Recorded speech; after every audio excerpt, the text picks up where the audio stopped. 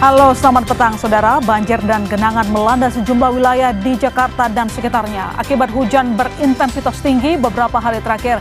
Bagaimana upaya pemerintah Jakarta untuk mengatasi ancaman banjir yang meluas?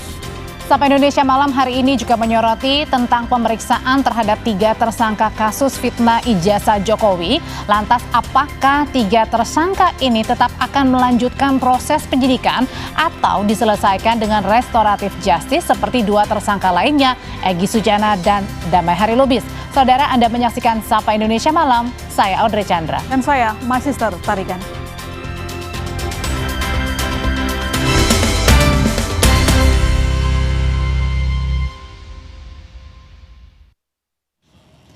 Kita pantau untuk informasi paling baru di Sapa Indonesia Malam dari situasi di DI Panjaitan Jakarta Timur yang sejak tadi pagi hari sampai dengan siang dan saat ini Anda menyaksikan program Sapa Indonesia Malam. Kondisinya kurang lebih hampir sama, saudara.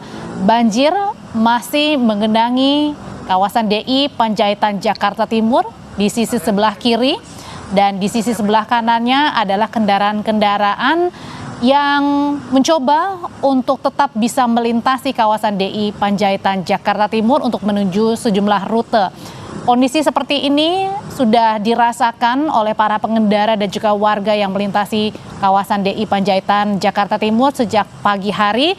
Dan nampak di sini juga para petugas mencoba untuk membantu para pengendara motor terutama untuk bisa melintasi kawasan DI Panjaitan supaya tidak terkena banjir yang kurang lebih mungkin ini ketinggiannya mencapai 30, 40, 50 cm.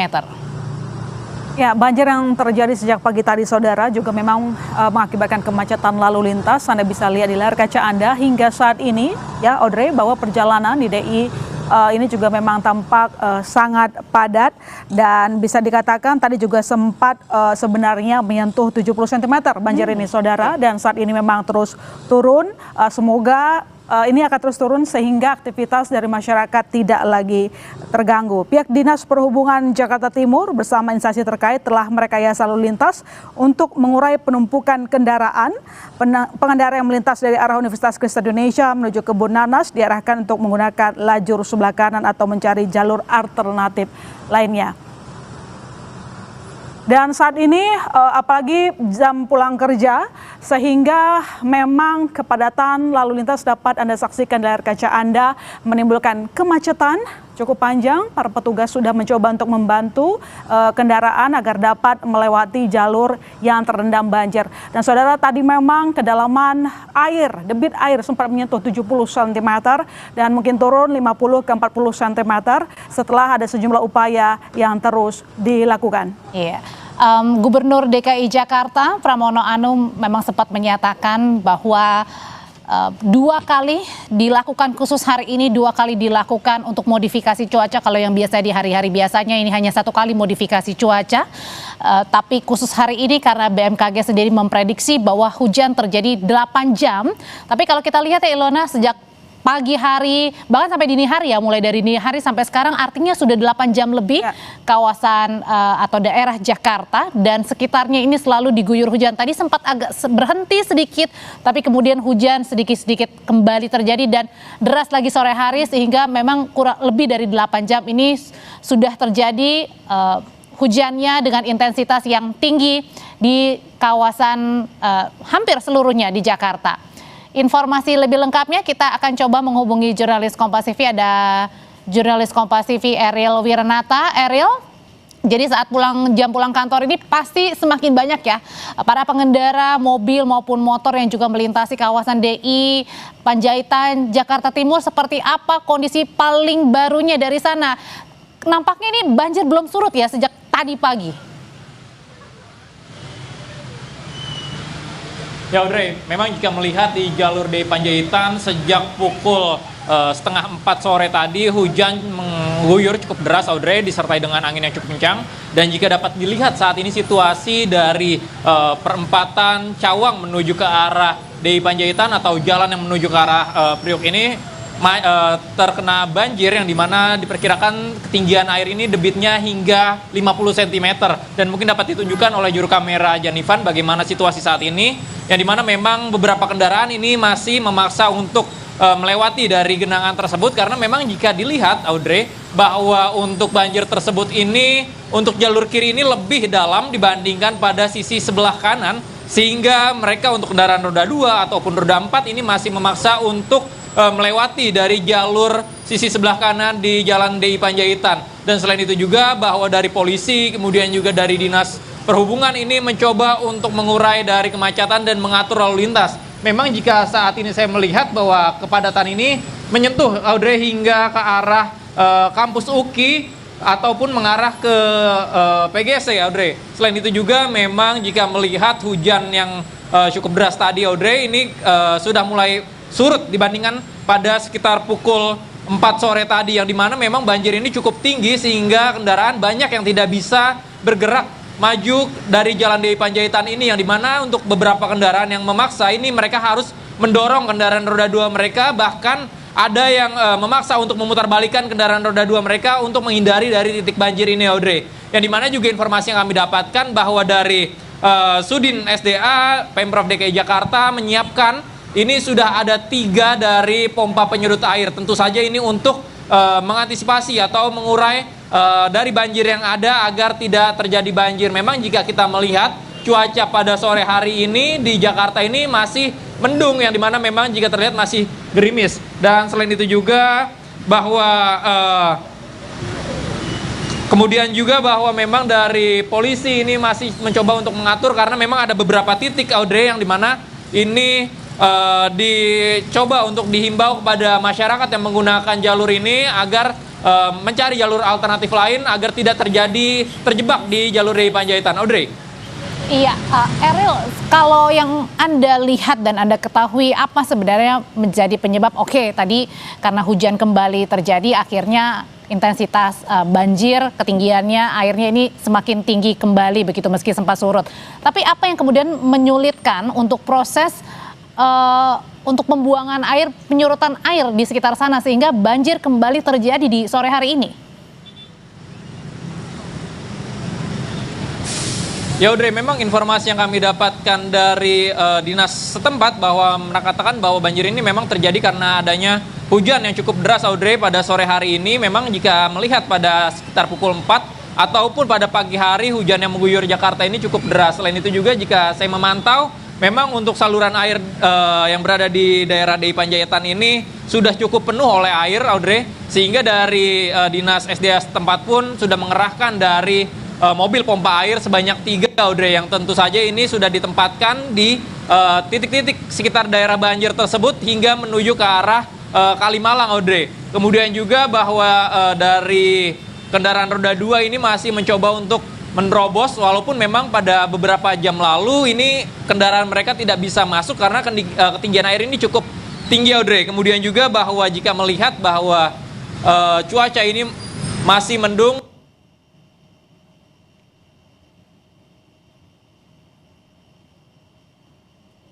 Oke. Akibat dari banjir menyebabkan kemacetan hingga menuju ke arah Jalan Cawang Audrey. Eril, kalau di sisi sebelah kanan kan Anda lihat, kalau kita dilihat ya dari layar, apakah ini kemudian untuk jalur bus Transjakarta ini dibuka begitu untuk mempermudah para pengendara yang berada di sisi sebelah kiri untuk bisa berada di sisi sebelah kanan yang ketinggian jalannya ini lebih tinggi daripada di sisi sebelah kiri, Eril?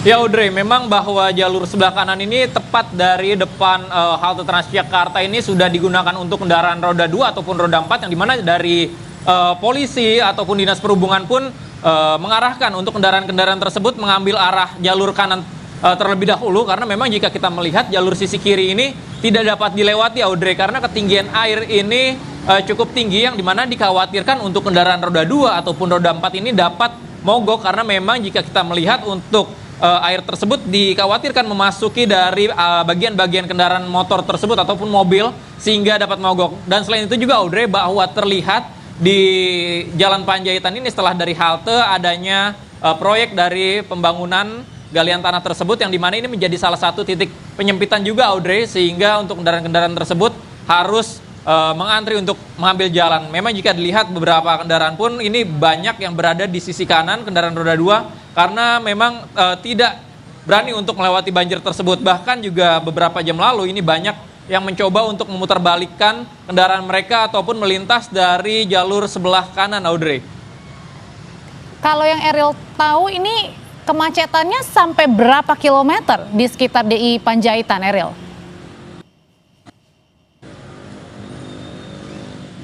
Ya Audrey, memang jika dilihat tepat dari belakang sisi banjir ini bahwa kemacetan terpantau, Audrey, ini bahkan menyentuh lebih dari jalur di depan Kodam Jaya, Audrey, yang dimana memang jika diperkirakan ini lebih dari 1 kilo, Audrey, kemacetan. Selain itu juga bahwa tepat di sebelah kanan ini merupakan jalur yang berasal dari Cawang, Audrey, menuju ke arah DI Panjaitan tersebut pun ini macet.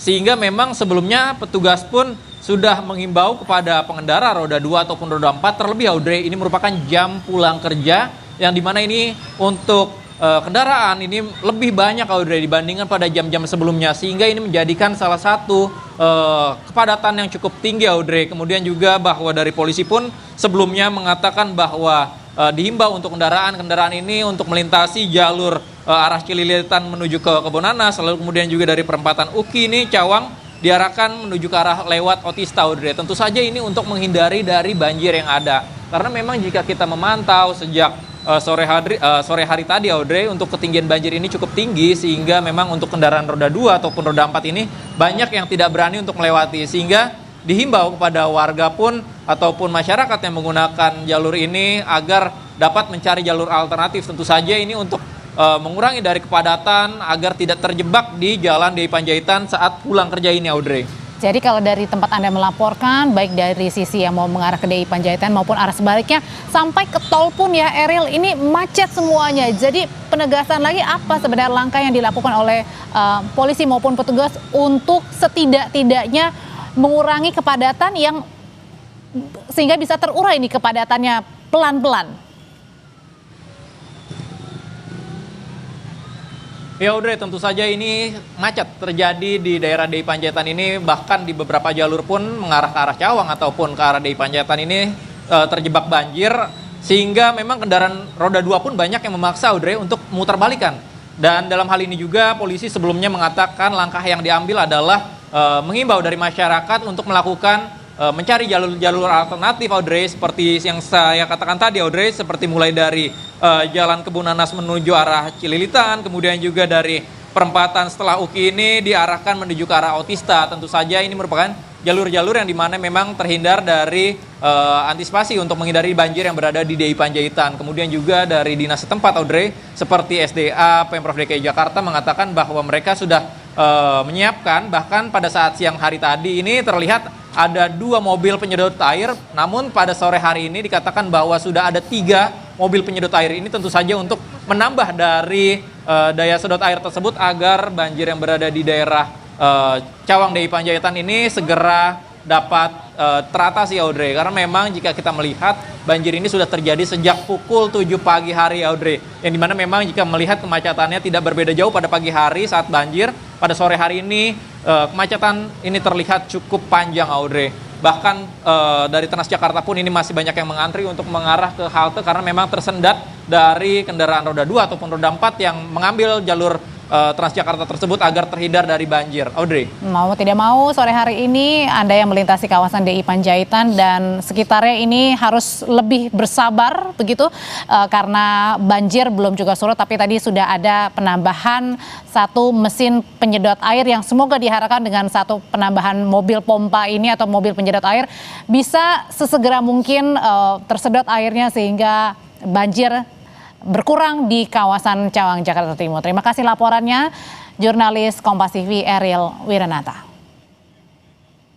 Ya, saudara, hujan deras yang mengguyur Jakarta sejak Kamis dini hari hingga sore ini mengakibatkan sejumlah titik jalan dan pemukiman terendam banjir. Ratusan rumah di Bojong Kafling, Rawabuaya, Cengkareng, Jakarta Barat terendam banjir setinggi 80 hingga 120 cm.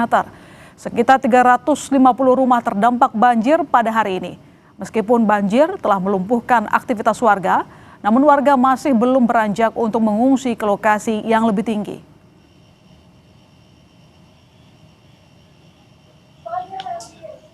Kalau banjir pagi itu mulai deras hujan naik turun hujan lebat itu jam 5:30 ya, jam 5:30 itu dengan hujan itu air masih baru penuh di selokan.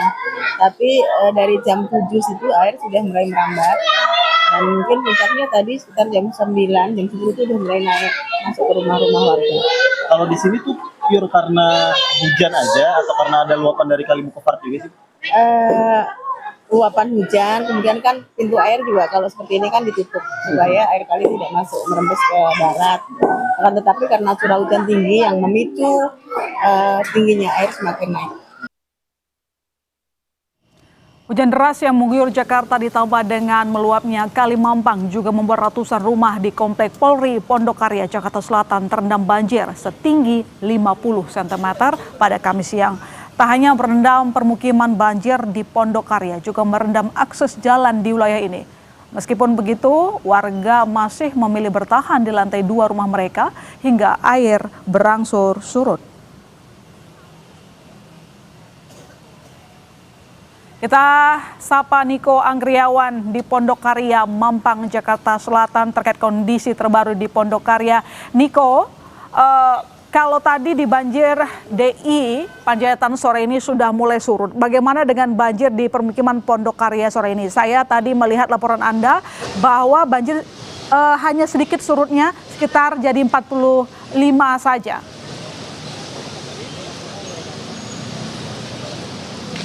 Ya, kalau misalnya terkait dengan ketinggian air di perumahan Pondok Karya, Komplek Polri di Mampang, Jakarta Selatan, saat ini, Mas Sister, ini imbas hujan yang terjadi sekitar 20 menit lalu dengan curah hujan yang cukup tinggi. Ini kenaikan air ini meningkat hingga saat ini tercatat ada di angka 100 cm atau 1 meter. Dan belum ada tanda-tanda surut, sementara ada beberapa petugas yang dikerahkan untuk nantinya bisa mengevakuasi masyarakat yang saat ini masih memilih tinggal di rumahnya masing-masing. Dan untuk mengetahui terkait dengan penanganan terkini banjir di Komplek Polri Pondok Karya, Mampang Perapatan, Jakarta Selatan, saya sudah bersama camat dari Mampang Perapatan, Pak Jazuri. Pak Jazuri, di Pondok Karya ini merupakan salah satu titik yang tergenang. Sebenarnya ada berapa titik genangan yang ada di Kecamatan Mampang Perapatan ini, Pak? Di Kecamatan Mampang Perapatan ini kita ada 3 titik rawan banjir, diantaranya di Kemcik, terus di Pasar Jagal, Pasar Bucit, dan di Pondok Karya ini. Namun alhamdulillah di 2 tempat itu tidak terjadi genangan. Di Pondok Karya ini yang terbesar, dan untuk Pasar Jagal itu cepat sekali surut karena kemarin kita habis kerja bakti perluasan atau perbaikan tali-tali air. Terkhusus di Pondok Karya ini, Pak, penanganannya seperti apa, Pak? Banjir yang terjadi dari sejak siang tadi ya Pak ya, dengan curah hujan yang cukup tinggi, penanganannya di Pondok Karya seperti apa Pak? Apakah mengerahkan pompa ataukah ada hal lain yang bisa membantu mengurangi tinggi muka air yang ada di tempat ini? Ya, pertama kita mengaktifkan pompa-pompa air yang ada di sekitar sini dan alhamdulillah sudah berjalan. Namun curah hujan limpahan Kali Mampang ini melebihi ya, tak cukup tinggi. Nah, kita siapkan seluruh personil baik dari Angkatan Darat ya, Koramil, Polsek dan Polda, juga pasukan dari BPBD, SDA dan semua personil yang ada kita kerahkan untuk membantu mengantisipasi dan evakuasi. Oke. Untuk terkait evakuasi warga Pak, ini sebenarnya ada berapa rumah yang terdampak, berapa keluarga yang terdampak terutama di Kecamatan Mampang Perapatan Pak? Kalau khususnya di wilayah Pondok Karya ini ada sekitar 32 kepala keluarga, namun belum ada untuk kita evakuasi keluar atau pengungsi. Walaupun kita sudah siapkan untuk untuk tempat pengungsian sudah kita siapkan. Ya. Ada titik-titik pengungsian di mana saja Pak di Mampang Perapatan Pak? Kalau untuk di sini kita hanya biasa di kantor kelurahan ya, karena memang sarana prasarana dari BPBD semua fokus ke situ, jadi tidak terlalu sulit dan jauh untuk mengantar bantuan-bantuan yang ada. Berarti apakah bantuan sudah disalurkan ke posko-posko tersebut Pak? Sementara ini belum ada karena belum ada yang mengungsi, jadi kita hanya siapkan aja lokasi dan tempatnya. Dari Kecamatan Mampang Perapatan sendiri Pak, ini kan kita mengetahui dari informasi dari BMKG bahwa cuaca ekstrim ini masih terjadi hingga beberapa waktu ke depan. Bagaimana persiapan untuk penanganan cuaca ekstrim tersebut, Pak? Ya. Yang pertama kita dari pemerintah memang sudah punya rencana kegiatan yang kita laksanakan kerja bakti Jaga Jakarta itu setiap hari Selasa, Jumat dan hari Minggu. Dan kita harapkan juga masyarakat semuanya bisa membantu dan memahami kita jaga Jakarta ini sama-sama. Terima kasih Pak Jazuri, Kecamatan Mampang Perapatan untuk informasinya bersama Kompas TV. Dan itu tadi Ilona dan juga saudara. Kalau misalnya kita bisa melihat situasi terkini di Kecamatan Pondokarya ini, masih ada beberapa masyarakat yang memilih bertahan di rumahnya masing-masing karena ketinggian air ini bisa dibilang variatif. Ada yang 100 cm, kemudian ada yang 60 cm, kemudian ada yang 30 cm. Dan juga ada beberapa blok-blok di komplek Polri Pondokarya ini yang tidak tergenang. Dan itulah masyarakat lebih memilih tinggal atau menetap di kediaman masing-masing ketimbang untuk mengevakuasi diri. Dan tentunya di sini juga ada perahu karet yang senantiasa dikerahkan disiagakan maksud kami untuk nanti sewaktu-waktu dibutuhkan untuk mengevakuasi warga yang ada di komplek Pondokarya ini. Ilona, kembali ke studio. Niko, seperti laporan Anda tadi bahwa debit air ini kan sebenarnya naik, tapi masyarakat seperti yang Anda laporkan juga memilih tinggal di rumah. Lagi-lagi BMKG juga memberikan prediksi bahwa hujan intensitas tinggi mungkin masih akan berlangsung beberapa hari ke depan. Jadi keterdesakan untuk membantu masyarakat apa yang sudah disiapkan, bagaimana ke depan? Karena kan tidak semua masyarakat di situ mungkin punya lantai 2 rumah.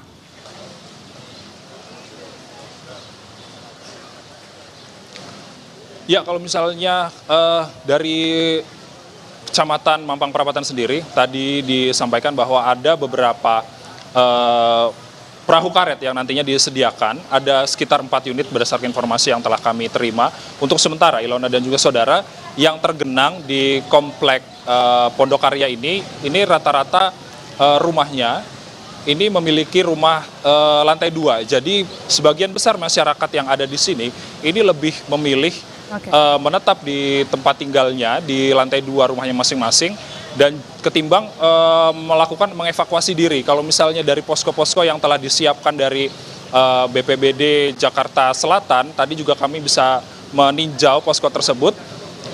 Posko tersebut kosong, Ilona dan juga saudara. Kami mendapatkan informasi dari Babinsa dan juga BPBD Jakarta Selatan yang disiagakan tadi. Mereka ini masyarakat ini lebih memilih tinggal di rumahnya masing-masing ketimbang untuk mengevakuasi diri. Tentunya apabila ada panggilan dari masyarakat, ketika masyarakat ingin keluar dari komplek atau keluar dari wilayah yang tergenang ini, nantinya mereka akan menelpon atau mengkontak dari petugas-petugas yang sudah tersedia di sini. Sementara itu, setelah menelpon, nantinya perahu karet dan dibantu oleh Ditsamapta Polda Metro Jaya nantinya akan menjemput masyarakat yang membutuhkan bantuan di rumahnya masing-masing ini menggunakan perahu karet tersebut untuk melancarkan aktivitasnya ke luar dari daerah komplek Pondokarya Mampang ini. Ilona. Terima kasih Niko atas laporan Anda. Semoga debit air bisa turun mengingat pemerintah Provinsi Jakarta sudah menggelar 2 kali operasi modifikasi cuaca hari ini. Terima kasih Niko, selamat kembali bertugas. Sesaat lagi tim SAR hingga saat ini telah menemukan 8 korban pesawat ATR 42500. 2 diantaranya telah teridentifikasi.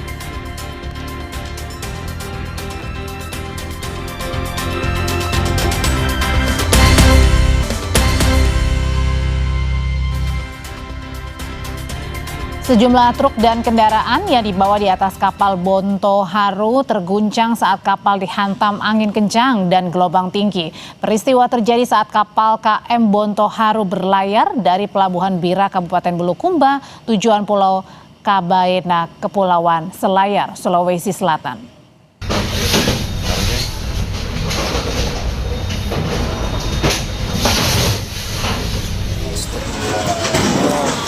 Inilah sejumlah truk yang berada di atas kapal feri Bonto Haru terguncang saat dihantam gelombang tinggi.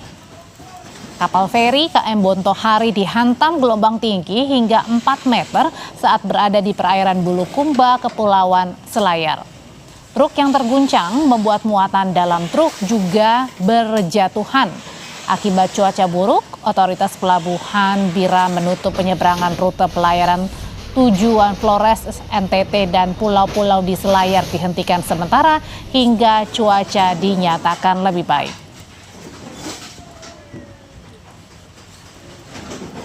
Jadi ombak diperkirakan 2-4 meter, makanya pihak terkait mengambil kesimpulan bahwa pemberangkatan hari ini ditunda sampai cuaca membaik. Saudara, jenazah pramugari korban pesawat ATR 42500 Florencia Lolita Wibisono disemayamkan di rumah duka Grand Heaven, Penjaringan, Jakarta Utara. Keluarga menggelar ibadah penghiburan bagi Florencia yang juga dihadiri oleh kerabat korban. Selain itu, rumah duka juga ramai dengan karangan bunga yang terus berdatangan dari berbagai kalangan. Rencananya, jenazah Florencia akan dimakamkan di kampung halamannya di Tondano, Manado, Sulawesi Utara, Kamis malam.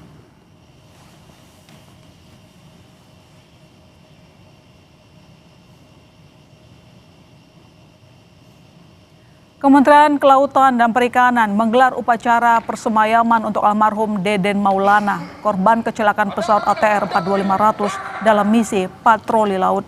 Upacara persemayaman sekaligus jadi momen penghormatan terakhir kepada Deden Maulana yang telah mengabdi selama 20 tahun di Kementerian Kelautan dan Perikanan.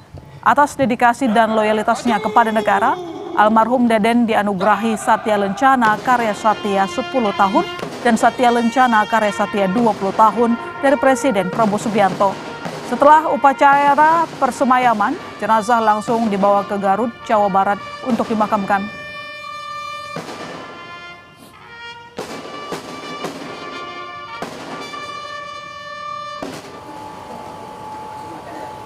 Dan karena gugur saat bertugas, Kementerian Kelautan dan Perikanan memberikan beasiswa pendidikan hingga perguruan tinggi kepada anak staf KKP yang jadi korban kecelakaan pesawat ATR 42500. Santunan dari Taspen telah diserahkan kepada keluarga dalam upacara persemayaman. KKP bahkan menjamin akan memberikan istri almarhum Deden Maulana pekerjaan jika belum memiliki pekerjaan.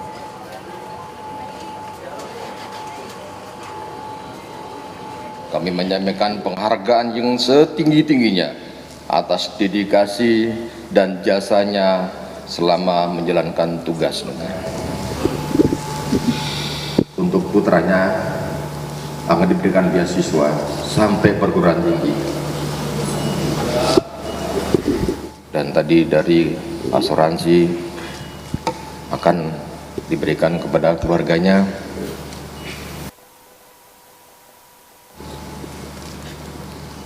Jika ibu istrinya tidak bekerja, kami Direktorat Jenderal BSDKP siap menerima untuk menampung kerja tempat kami, Bu.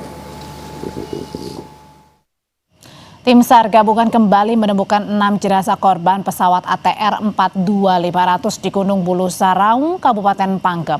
Total sementara korban yang sudah ditemukan kini bertambah menjadi 8 jenazah serta 1 bagian tubuh.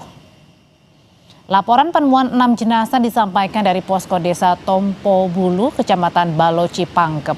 6 jenazah ditemukan tim SAR tersebar dalam radius sekitar 50 meter dari titik penemuan pertama.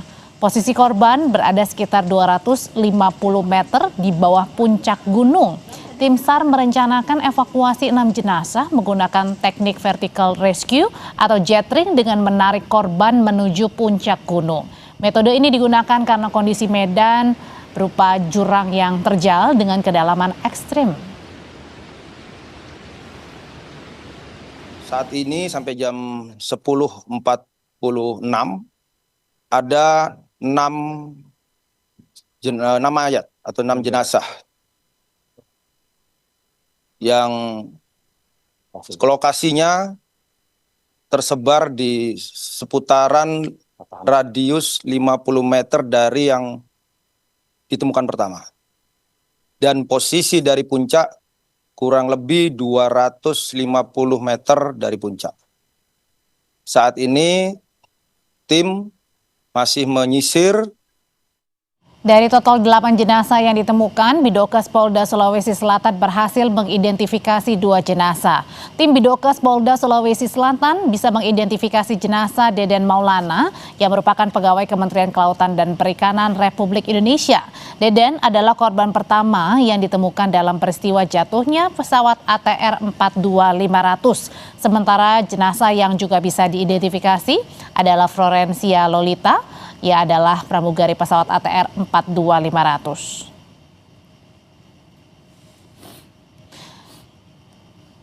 Bagaimana perkembangan pencarian korban yang masih hilang dalam peristiwa jatuhnya pesawat ATR 42500? Kita akan bergabung dengan jurnalis Kompas TV, Gufran Lamataha. Gufran, jadi untuk sekarang artinya tinggal 2 jenazah lagi atau 2 korban lagi yang hingga sekarang masih belum juga ditemukan. Bagaimana sejauh ini proses pencarian para korban, Gufran? Ya, betul sekali. Memasuki hari ke-6 ini adalah proses evakuasi dan telah menemukan 6 ataupun juga 8 korban, sehingga memang masih ada 2 yang belum ditemukan. Dua korban ditemukan 1 hari setelah kejadian dan juga 2 hari setelah kejadian, terus kemudian juga 6 hari ditemukan pada hari ini adalah korban yang berjumlah 6 jenazah. Untuk 2 jenazah yang belum ditemukan hingga saat hari ini juga memang tadi kita sempat ngobrol dengan tim Basarnas dan juga TNI, Polri dan juga seluruh relawan. Mereka mengatakan mereka akan mengubah beberapa metode dan juga strategi, diantaranya untuk metode tim SAR yang nantinya akan berada di Gunung Bulu Saraung. Ini yang sebelumnya adalah melakukan perjalanan sehari untuk pulang pergi dari kaki gunung menuju puncak Gunung Bulu Saraung. Ini akan diubah untuk bermalam 1 hingga 2 malam dengan tentunya memberikan konsumsi ataupun juga logistik yang berlebihan sehingga bisa memaksimalkan pencarian mereka di puncak gunung. Selebihnya juga adalah ketika tiba di puncak gunung, ini nanti mereka akan membagi menjadi 2 tim lagi. Tim pertama menjadi tim pencari, terus kemudian juga sisanya akan menjadi tim rescue.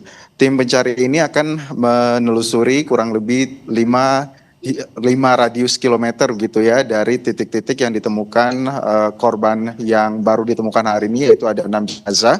Kemudian nanti ketika mendapat ataupun juga mendapat tanda-tanda ada korban yang baru ditemukan, nanti akan melakukan komunikasi dengan tim rescue. Tim rescue ini yang nanti akan datang ke titik penemuan korban baru, kemudian akan melakukan evakuasi. Untuk evakuasi penemuan korban 6 jenazah hingga saat ini memang belum tiba di posko tempat saya berdiri saat ini, namun informasi terakhir 1 dari 5 jenazah yang ditemukan pada hari ini memang sudah berada sangat dekat dengan posko, kurang lebih 2 jam lagi. Ini kalaupun juga cuaca mendukung, kurang lebih 2 jam lagi ini akan sudah tiba di posko tempat saya berdiri. Selain itu juga untuk proses penemuan 6 jenazah pada hari ini itu disampaikan oleh tim SAR yang berada di Gunung Bulu Saraung, kemudian melakukan komunikasi dengan tim yang berada di posko bahwa memang mereka telah menemukan 6 jenazah dengan radius 50 meter. Kembali ke Anda. 2 korban kecelakaan pesawat ATR 42500 masih terus dicari di Gunung Bulu Saraung. Terima kasih jurnalis Kompas TV, Gufran Lamataha. Saudara, 2 korban kecelakaan pesawat ATR 42500 di Gunung Bulu Saraung sudah diserahkan ke keluarga. Tim SAR gabungan ungkap sulitnya medan dan kendala cuaca menghambat proses pencarian dan evakuasi korban. Jangan kemana-mana sampai Indonesia Malam. Masih akan segera kembali.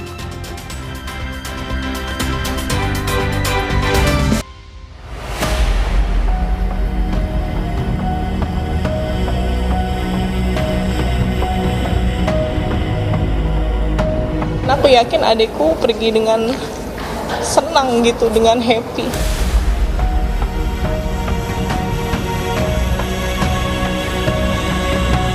Kami kehilangan 1 kakak kami, tapi ternyata Allah memberikan keluarga yang besar pada kami, keluarga Kementerian Kelautan dan Perikanan.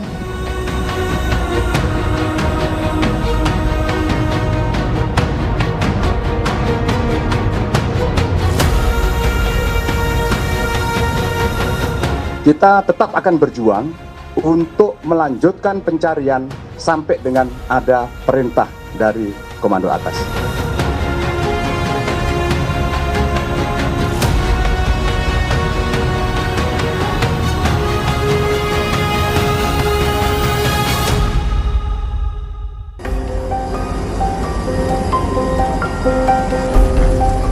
Misi hidup mati ditempuh tim SAR gabungan selama proses pencarian dan evakuasi korban pesawat ATR 42500 di lereng Gunung Bulu Saraung, Kabupaten Pangkep, Sulawesi Selatan. Hingga kini sudah 8 korban ditemukan. 6 diantaranya baru ditemukan hari ini, Rabu 22 Januari. Ke-6-nya tersebar dalam radius sekitar 50 meter dari titik penemuan pertama dan berada sekitar 250 meter di bawah puncak gunung. Saat ini sampai jam 10.46 ada 6 mayat atau 6 jenazah yang lokasinya tersebar di seputar. Antaranya sudah teridentifikasi, yakni pramugari Florencia Lolita Wibisono dan pegawai Kementerian Kelautan dan Perikanan Deden Maulana. Jenazah Florencia sudah diserahkan ke keluarga dan tiba di Bandara Soekarno-Hatta Rabu malam. Selanjutnya disemayamkan di Grand Haven Pluit, Jakarta Utara.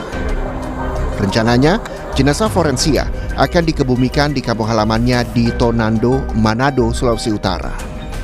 Banyak komen-komen yang masuk yang mungkin saya nggak bisa lihat satu-satu. Cuma sekilas-sekilas, tapi semua orang bilang dia adalah sosok yang baik. Dan mungkin dia baru pindah 3 bulan belakangan di Indonesia Air Transport. Tapi hampir setiap hari dia hubungin saya, dia cerita gimana dia happy-nya di sana. Ketemu banyak orang-orang baik. Dan aku lihat memang perubahannya itu sangat signifikan gitu. Dan aku yakin adikku pergi dengan senang gitu, dengan happy. Sementara itu jenazah Deden Maulana, pegawai Kementerian Kelautan dan Perikanan, diterbangkan ke Jakarta Kamis pagi. Jasad Deden dibawa ke Kampus Politeknik Ahli Usaha Perikanan Pasar Minggu, Jakarta Selatan untuk prosesi penghormatan terakhir. Baru setelah itu dibawa ke rumah duka di Jati Padang, Pasar Minggu, Jakarta Selatan. Memang kami kehilangan satu kakak kami, tapi ternyata Allah memberikan keluarga yang besar pada kami. Keluarga Kementerian Kelautan dan Perikanan, juga para tim relawan yang seperti saudara terus mencari para survivor. Kendati posisi korban ditemukan dapat ditempuh melalui jalur darat, namun proses evakuasi tak bisa dianggap mudah. Medan terjal dan cuaca yang tidak bersahabat menjadi kendala utama. Baru pada hari kelima, yang pertama kali ditemukan bisa dipindahkan melalui jalur udara dari kaki gunung Bulu Saraung. Korban dinaikkan di helikopter dan langsung menuju ke Lanut. Pada pukul 08.15 berhasil landing dan langsung diserahkan ke tim FBI. Menurut personel Kopasgat yang tergabung dalam tim SAR gabungan Seru 2, angin yang kencang serta jarak pandang terbatas menambah hambatan dari pencarian serta evakuasi. Untuk medan yang kami lalui kemarin memang cukup berat karena terkendala dengan cuaca medan, terutama hujan badai, kemudian kecepatan angin 30 knot yang kami dapatkan di atas, kemudian visibility 5-10 meter. Tapi dari kami tim SAR darat dari Kopasgat berusaha maksimal mungkin untuk bertahan mengambil jenazah yang sudah ada di bawah. Setelah tiba di jenazah, kemudian kami mengirim lagi 2 personil dari tim kami untuk bantuan tali, karena tali sangat dibutuhkan karena jarak dari puncak ke jenazah 350 meter. Sangat sulit sekali karena medannya sangat terjal sekali, banyak rintangan-rintangan, kemudian angin yang cukup kencang sekali. Tak hanya kondisi medan, keterbatasan logistik selama di tengah hutan membuat tim penyelamat harus berpacu dengan waktu agar tak kehabisan tenaga dalam misi penyelamatan. Kondisi medan yang tak bersahabat ini tak jarang membuat beberapa personil cedera. Curam terus naik turun bukit. Ada satu anggota ini bang, luka ya bang? Ya, luka itu akibat kemarin kita evakuasi korban itu sampai jalurnya yang ekstrim sehingga teman-temannya ada yang cedera. Oh, ada yang cedera ya? Dia tercedera apa nih? Terkiler atau gimana bang? Dia terkena batu, luka gores karena banyak batuan lepas di Medan kemarin. Memasuki hari ke-6 pencarian korban pesawat ATR 42500 di Gunung Bulu Saraung, tim SAR gabungan terus mengoptimalkan kekuatan personel. Salah satunya dengan melibatkan Agam Rinjani guna membantu di medan ekstrim. Agam Rinjani akan difokuskan menyusuri lereng di sekitar pos 9 sesuai arahan dan koordinasi tim SAR gabungan. Nama Agam sempat mencuat tahun lalu usai membantu evakuasi pendaki asal Brasil yang terjatuh ke kawah Rinjani. Jadi kami ikut saja koordinasi dari teman-teman Basarnas, bagaimana strateginya kami ikut membantu di khususnya vertical rescue. Kami bawa tim bertiga, ada Tio Survival, ada Kribo, bergabung sama teman-teman Korpala dan Taman Nasional Bulu Saraung. Kita ambil posisi bagian di vertikal di camp. Kami akan menginap di atas selama kurang lebih sesuai kesepakatan nantinya untuk di jalur vertikalnya. Sasarannya apa? Apakah sasarannya puing atau korban? Korban.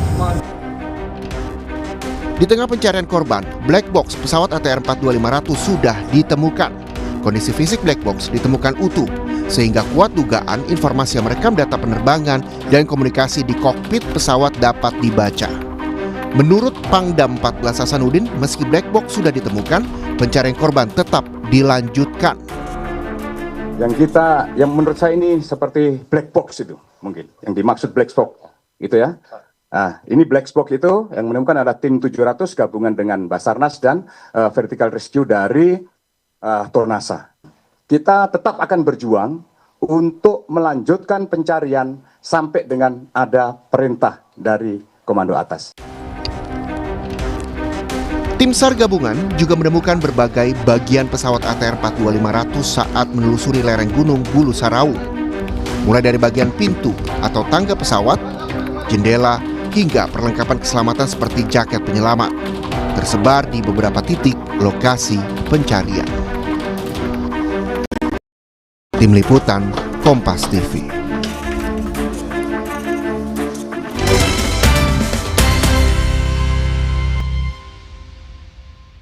Terjebak kemacetan akibat banjir di Jalan Latu Menteng, Jakarta Barat, seorang pengemudi ditemukan meninggal dunia di dalam kendaraannya. Mobil korban yang berhenti di tengah kemacetan sempat dikira petugas mengalami mati mesin alias mogok. Tapi saat mobil dibuka, pengemudi meninggal dunia.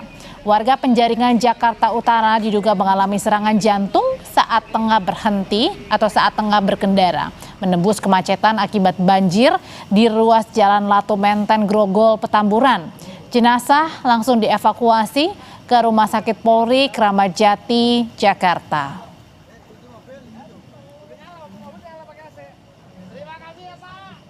Ada mobil mogok, lanjut mau saya dorong, ternyata nggak ada reaksi. Saya buka, ternyata udah meninggal di dalam kendaraan. Untuk korban laki-laki atau perempuan? Laki-laki, perkirakan sekitar umur 40. Ada luka-luka atau tanda pengenayaan? Ada, kemungkinan sakit jantung mungkin. Siap, Dok.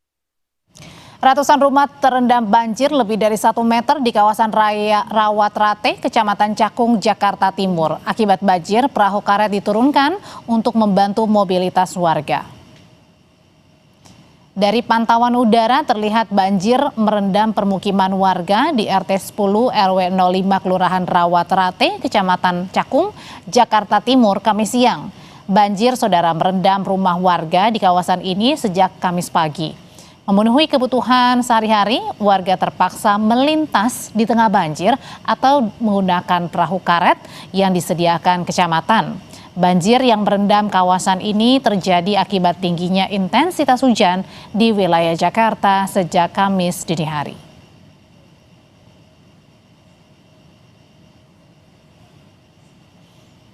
Saudara, pemerintah Provinsi DKI Jakarta terus melakukan berbagai upaya mengantisipasi potensi banjir akibat hujan deras yang diprediksi mengguyur ibu kota. Gubernur DKI Jakarta Pramono Anung menyatakan pihaknya telah berkoordinasi dengan BMKG melakukan modifikasi cuaca. Modifikasi cuaca diperlukan untuk meminimalisasi dampak cuaca ekstrim di wilayah Jakarta dan sekitarnya. Tidak hanya di Jakarta, Gubernur Pramono juga meminta BMKG memfokuskan modifikasi cuaca pada daerah penyangga seperti kawasan Tangerang, Bekasi, Bogor, dan Depok. Pemprov Jakarta menyiapkan anggaran untuk operasi modifikasi cuaca selama 1 bulan. Jakarta juga mudah-mudahan curah hujannya tidak seperti yang diprediksi oleh BMKG karena panjang, diperkirakan 8 jam hujannya. Mudah-mudahan ya hujan tapi tetap bisa dimonitor hanya kemarin kami juga menyampaikan kepada BMKG untuk BMKG konsentrasi jangan hanya Jakarta ya, kiri kanannya juga dilakukan modifikasi cuaca terutama ya Tangerang, Bekasi, kemudian Bogor, Depok dan sebagainya. Jadi kami lakukan sekarang ini Jakarta konsentrasi di Jakarta, BMKG di luar Jakarta. Sebelumnya Gubernur Jakarta Pramono Anung juga berencana menerapkan work from home bagi para pegawai dan belajar dari rumah untuk pelajar jika Jakarta kembali diguyur hujan lebat. Kebijakan diambil pemerintah Provinsi DKI Jakarta sebagai langkah antisipasi curah hujan tinggi yang berpotensi mengganggu aktivitas warga. Pramono menduga kondisi cuaca ekstrim masih akan dialami di wilayah Jakarta dalam beberapa waktu ke depan. Kebijakan work from home dan belajar dari rumah akan diterapkan jika kondisi hujan lebat berkepanjangan terus terjadi sehingga mengakibatkan banjir. Kalau memang akan terulang kembali, dan mudah-mudahan tidak ya, mudah-mudahan tidak. Karena kemarin ketika curah hujan di hari Sabtu Minggu, kebetulan kan lagi libur panjang, sehingga tidak memerlukan work from home. Tetapi kalau kemudian ada indikasi seperti itu dan di hari biasa, saya akan memutuskan untuk dilakukan work from home, terutama untuk anak-anak didik kita. Menteri Sekretaris Negara Prasetyo Hadi meminta maaf kepada warga terdampak banjir di Jakarta dan sekitarnya. Menurut Mensesnek, banjir di ibu kota Jakarta jadi perhatian serius Presiden Prabowo Subianto.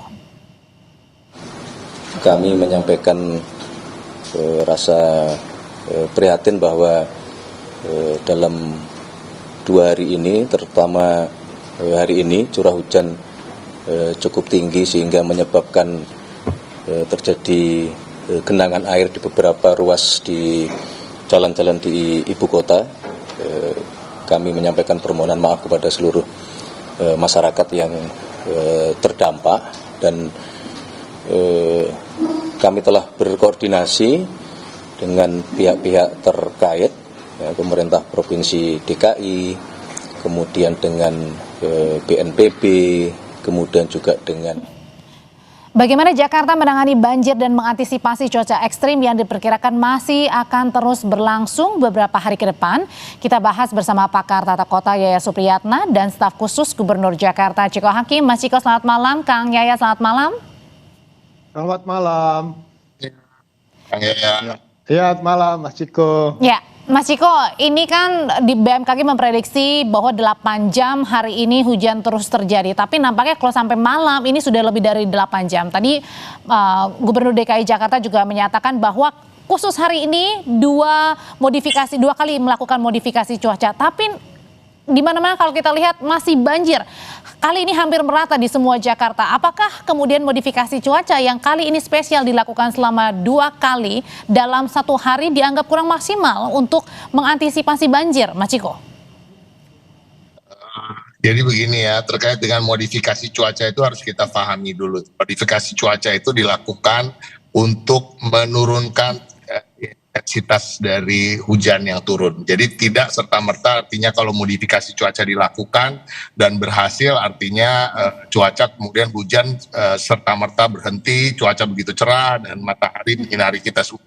Tidak begitu, tetapi menurunkan intensitasnya. Artinya kalau kita lihat fenomena hujannya pada hari ini, hujan itu deras, kemudian berhenti, kemudian rintik-rintik, kemudian berhenti, kemudian deras lagi.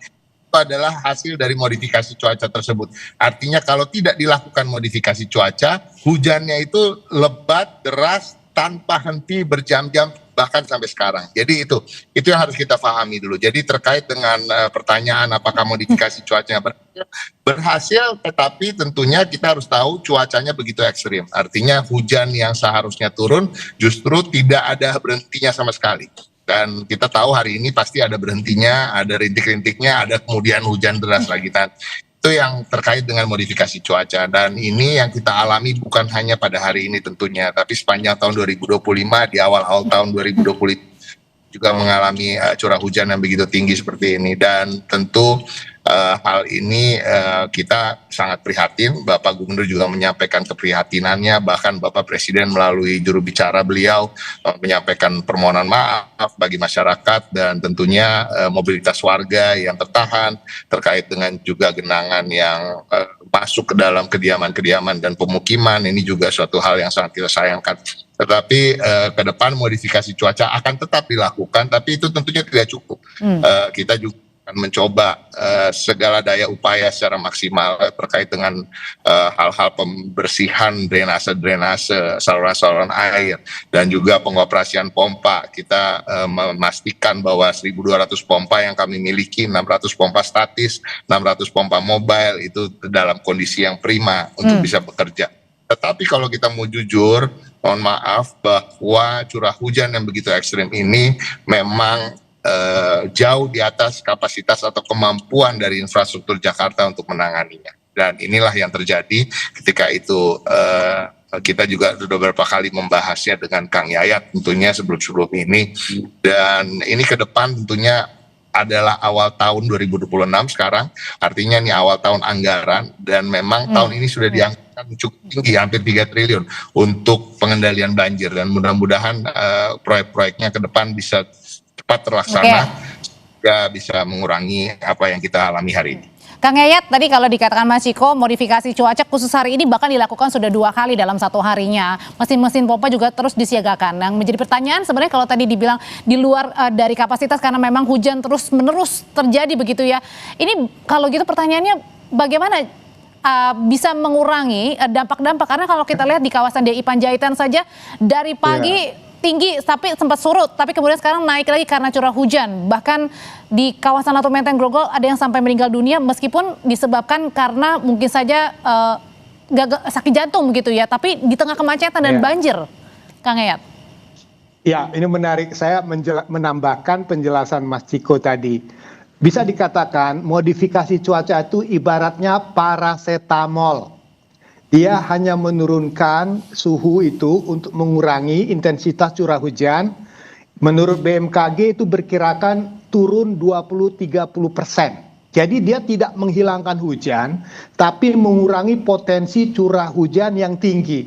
Jadi bisa dikatakan bahwa modifikasi cuaca membantu untuk mengurangi intensitas curah hujan ekstrim menjadi sangat lebat, atau sangat lebat menjadi lebat, dari lebat menjadi ringan.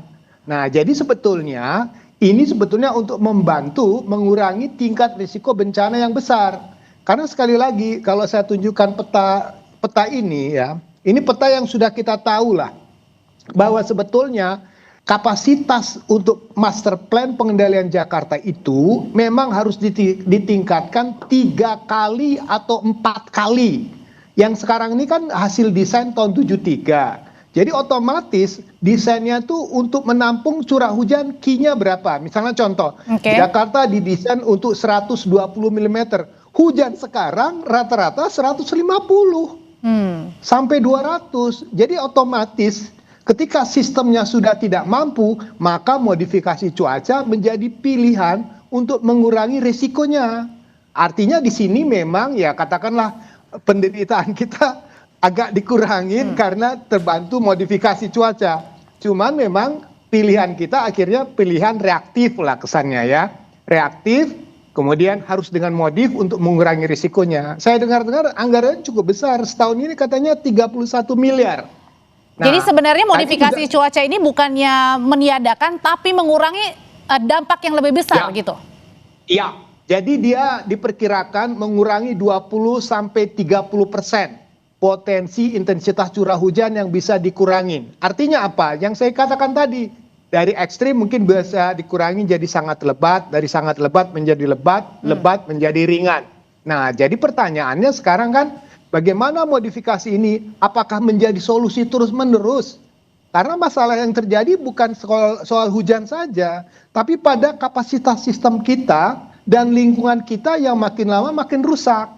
Jadi suatu saat Jakarta itu ketika tidak mampu menyelesaikan masalah penanganan infrastruktur banjirnya, maka modifikasi cuaca satu-satunya pilihan untuk mengurangi risiko potensi banjir semakin besar. Gitu. Oke, itu pilihan yang secepat mungkin gitu ya, Kang Yayat ya. Nah, Mas Ciko, ini kan di gambar ini kawasan DI Panjaitan Jakarta Timur yang tadi pagi sempat menyentuh ketinggiannya 70 cm, sempat turun. Sore hari sempat naik lagi. Kalau sekarang sih kalau kita lihat memang sudah mesin-mesin sudah berjalan ya, karena kalau kita lihat ini sudah semakin banyak para pengendara yang bisa melintas. Kalau tadi sangat sulit sekali, hanya di sisi sebelah kanan saja paling maksimal begitu ya para pengendara bisa melintasi kawasan jalur Transjakarta karena itu lebih tinggi gitu Mas Ciko. Pertanyaannya apakah ini kemudian juga menjadi evaluasi bahwa mesin-mesin untuk penyedot air ini seharusnya lebih bekerja maksimal sehingga cepat terurai atau berkurang air banjirnya? Jadi terkait dengan mesin tadi yang disampaikan, mesin itu tidak bisa bekerja 24 jam. Mesin itu harus ada istirahatnya, karena dia ada ausnya, ada panasnya, dan lain-lain. Nah ini yang harus kita pahami juga. Jadi jumlah total dari mesin yang air tadi terkait dengan pompa-pompa air itu semuanya dimaksimalkan bekerja. Tetapi kembali lagi memang apakah kemungkinan ke depan harus ditambah, bisa jadi itu menjadi salah satu solusi yang ke depan. Jadi yang harus kita ingat bahwa ini adalah tahun anggaran baru, dan tahun anggaran baru itu artinya anggarannya pun belum turun, dan artinya juga proyeknya juga harus dimulai. Dan ini masih bulan Januari, dan harapan kita secepatnya setelah dalam waktu dekat ini semua akan kita lakukan, dan ini menjadi evaluasi tentunya apakah akan ada penambahan pompa air. Kalau terkait dengan memaksimalkan kerja, justru kerjanya sudah maksimal. Tapi tadi bahwa suatu mesin itu tidak bisa bekerja 24 jam dalam sehari, dia harus diistirahatkan, dan artinya tadi terkait dengan sudah berhasil menyurutkan dan kemudian ada lagi dan lain-lain, itu tentu terkait dengan kinerja mesin itu sendiri. Tapi apakah ke depan akan kemungkinan ditambah? Bisa jadi, karena ini menjadi evaluasi kita. Tetapi percayalah bahwa Pemprov DKI Jakarta sedang melakukan segala daya upaya yang mampu kami lakukan, dan instruksi Bapak Gubernur juga sudah mensiagakan seluruh dinas, bukan hanya dinas sumber daya air, bahkan dari dinas perumahan, dinas-dinas perhubungan tentunya untuk mengatur arus lalu lintas, Satpol PP yang hari ini mengerahkan kendaraan-kendaraan truknya untuk kemudian mengangkut masyarakat pulang kerja, pulang sekolah, dan lain-lain yang tidak bisa melakukan mobilitasnya sendiri karena kendaraannya tentu tidak bisa melalui genangan yang tinggi. Dan ini terus akan kita lakukan sambil berharap tentunya cuaca ekstrim ini bisa kembali bersahabat pada kita, dan di luar itu juga kembali lagi memang modifikasi cuaca terus akan kita lakukan. Tadi Kak Ia telah menjelaskan bahwa menurun intensitas sampai 20-30%, artinya bayangkan hari ini tanpa modifikasi cuaca sama sekali, dampaknya akan lebih berat lagi. Tapi memang solusi jangka pendek ini nggak cukup, ada solusi jangka menengah, jangka panjang, artinya pengerukan harus lebih masif lagi dan akan lebih masif kita lakukan, dan masih banyak lagi seperti normalisasi dan giant seawall yang akan dimulai proyeknya pada bulan September 2026 ini, dan mudah-mudahan ini bisa terlaksana dan ke depan Jakarta bisa bebas atau bisa minimal dalam mengalami dampak hujan deras. Tapi kalau misalnya terus-menerus terjadi hujan di kawasan atau di wilayah Jakarta dan sekitarnya, pertanyaan selanjutnya, kalau tadi Kang Yayat juga bilang daya tampungnya sudah maksimal banget nih. Kalau gitu pertanyaan selanjutnya, apakah warga Jakarta mau tidak mau ya harus menerima kalau misalnya banjir terjadi di hampir seluruh wilayah Jakarta akibat hujan terus-menerus terjadi? Usai jadi Bapak-bapak tetap bersama kami di Sapa Indonesia Malam.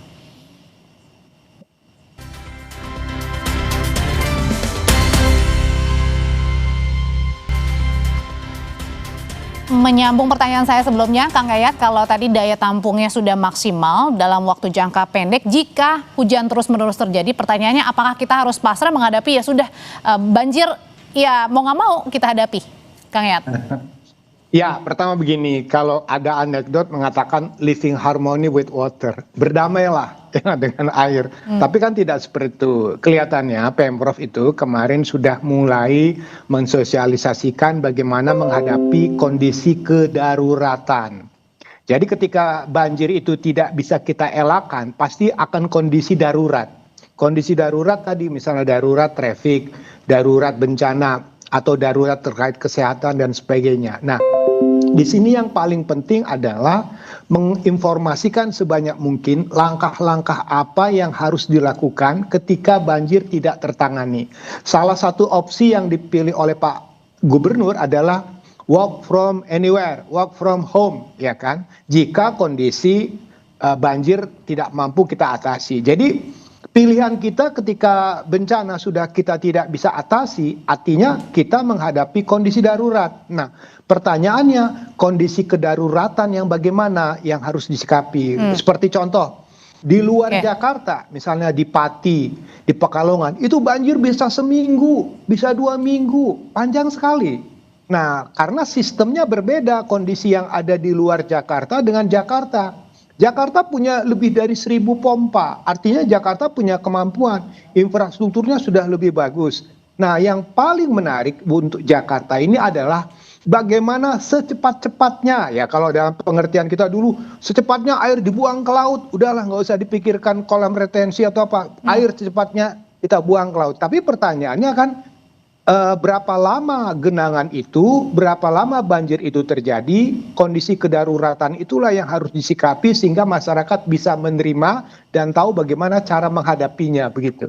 Oke, kalau gitu Mas Ciko, apakah kapan nih batasan untuk melakukan work from home-nya? Dan pertanyaan selanjutnya, dengan evaluasi yang ada tadi dengan daya tampung yang sudah maksimal, selain modifikasi cuaca dalam jangka panjangnya, apakah juga akan mengkaji ulang jika misalnya ada reklamasi begitu supaya lebih banyak lagi air yang bisa dibuang ke laut sewaktu-waktu ketika hujan terjadi?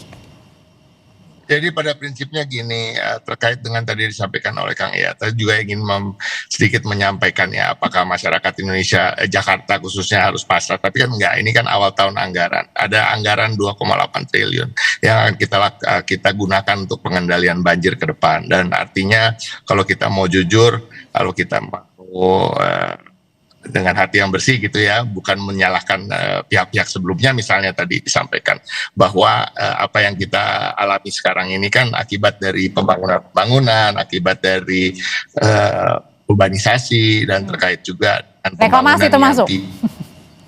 Halo? Ya. Yes. Reklamasi termasuk mungkin?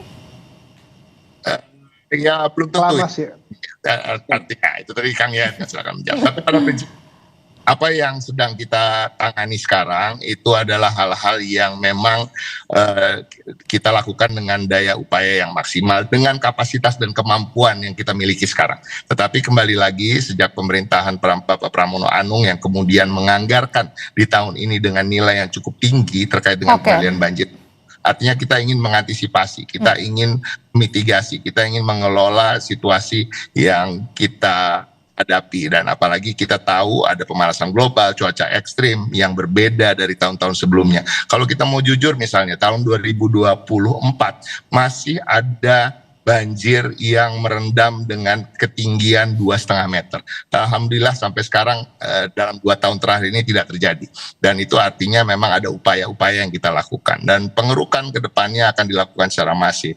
Terkait dengan apa yang kita lakukan hari ini, terkait tadi bagaimana mengelolanya supaya masyarakat tidak begitu terdampak, kita akan Kadisnaker juga sudah mengeluarkan surat imbauan terkait dengan work from home. Sampai kapan? Ya kita lihat nanti. Apakah perlu diperpanjang, apakah kita curah hujannya akan begitu tinggi sehingga memang kita harus melakukan itu terus. Dan ini kita lakukan berarti evaluasi. Artinya work from home ini sudah diterapkan, Mas Ciko?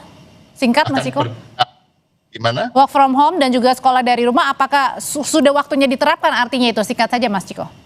Yang pertama tentunya kebijaksanaan. Kita ambil kebijaksanaan dari tempat-tempat bekerja yang mengetahui situasi dan lingkungannya. Apabila memang terdampak dan memang akses sana tertutup, dan otomatis silahkan untuk mengeluarkan kebijakan tersebut. Begitu juga sekolah, dan saya juga melihat dan sudah bahwa sekolah swasta maupun sekolah negeri sudah menerapkan itu bagi di tempat-tempat yang memang terdampak. Dan kita lihat nanti, tadi Kang Yayat menyampaikan apakah betul nanti hujan terjadi dalam 2 hari berturut-turut, dan kemudian durasinya akan lama, dan tentunya Pemprov akan mengambil langkah-langkah ya di mana perlu untuk bagaimana mengantisipasi ini semua. Mas Ciko, terima kasih. Kang Yayat, terima kasih sudah berbagi pandangan mengenai banjir yang terjadi di Jakarta. Selamat malam. Tetap bersama kami, masih akan kembali dengan informasi dari polisi memeriksa 3 tersangka pencemaran nama baik dan fitnah terhadap Presiden ke-7 RI Joko Widodo. Mereka berharap polisi menyidik kasus ini menggunakan aturan KUHP dan KUHAP baru.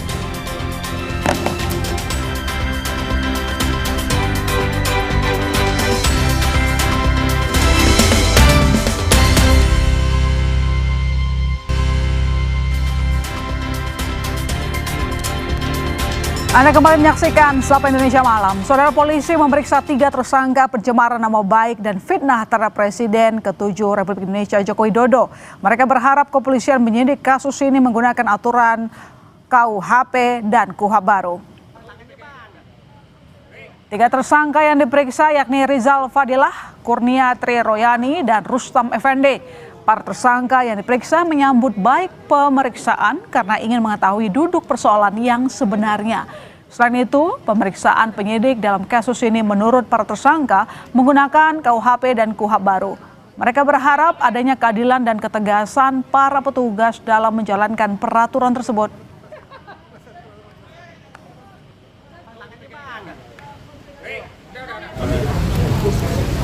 Yang kita ingin sekarang lakukan sebenarnya adalah membuktikan terjadinya 2 kecacatan, cacat prosedural dan cacat substansial atau material, yaitu bahwa dari segi prosedural nanti kita akan kritisi bahwa ini tidak benar, tadi sudah disinggung bahwa ini adalah pemaksaan, ini bukan penanganan kasus perkara kriminal, bukan, tapi kriminalisasi.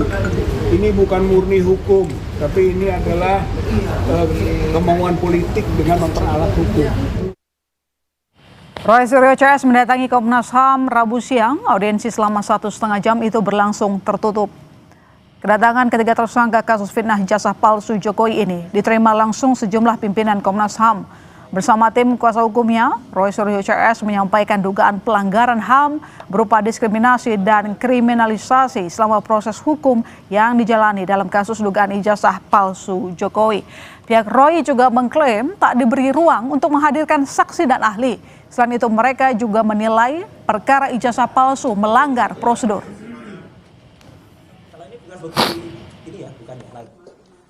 Yang termasuk yang di-highlight adalah ketika status kami naik menjadi tersangka, kemudian kami kena cekal, kemudian kami kena wajib lapor.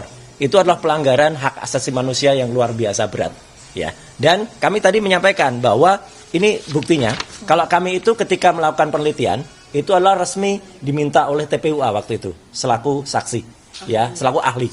Dan saksi atau ahli itu berdasarkan Undang-Undang Perlindungan Saksi dan Korban, itu memang tidak boleh tersangkakan gitu, apalagi dilakukan pelanggaran hak asasi manusia seperti kami. Tadi Komnas HAM memastikan dari 2 gelar perkara yang diselenggarakan baik di Mabes Polri maupun di Polda Metro Jaya, semuanya mencatut nama Komnas HAM. Sekali lagi saya ulangi, semuanya mencatut nama Komnas HAM. Komnas HAM tidak menyatakan atau tidak hadir, bahkan tidak setuju dengan keputusan itu. Jadi tidak ada persetujuan Komnas HAM, tapi selalu dikatakan kami sudah persetujuan Komnas HAM. Jadi sekali lagi, tadi langsung dari Bu Anies, langsung dari Pak Prabianto, Ketua dan Wakil Ketua, bahwa semua hasil kepolisian itu di luar tanggung jawab Komnas HAM. Ya, 3 tersangka kasus fitnah soal ijazah Joko Widodo diperiksa Polda Metro Jaya hari ini. 3 orang ini merupakan tersangka klaster 1. Sebelumnya dalam klaster ini Egy Sujana dan Damai Hari Lubis sudah dihentikan penyidikannya. Lantas bagaimana kelanjutan penyidikan atau ada kemungkinan untuk dihentikan juga bagi ketiga tersangka? Kita akan bahas bersama penggugat ijazah Jokowi Roy Suryo. Halo. Selamat datang di Sapa Indonesia Malam, Mas Roy. Saya juga menyapa relawan Jokowi Prabowo Gibran, David Pajong. Halo, Bang David. Halo, malam Mbak My Sister. Malam Mas David. Tak tunggu di studio. Ini lagi kejebak macet nih. Soalnya banjir. Siap. Oh, siap. Nanti kita tunggu, mana tahu bisa lancar ke Kompas. Moga-moga sampai sini cepat. Baik. Saya ke Mas Roy dulu. Mas Roy, tadi ada pemeriksaan terhadap 3 tersangka, Rizal, Rustam, dan juga Kurnia.